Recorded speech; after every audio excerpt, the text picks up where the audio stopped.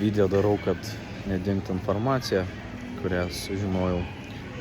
Tai geriausia yra valdyti 7 žmonės. Tai čia liečia įmonės, sakykime, valdymą. Komandos valdymą. Tai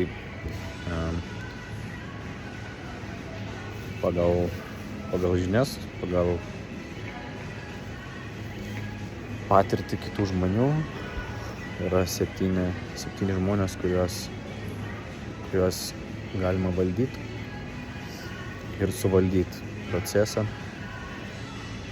Tai struktūra turėtų būti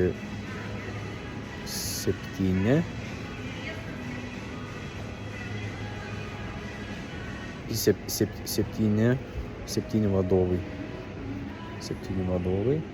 Kai atsiranda 7 vadovai, tada reikia paskirti vieną vadovą, kuris vadovauja 7, kad neviršytų 7 žmonių, 7 vadovų, kuriuos reikia valdyti ar, kaip pasakyti, prižiūrėti ar duoti nurodymus.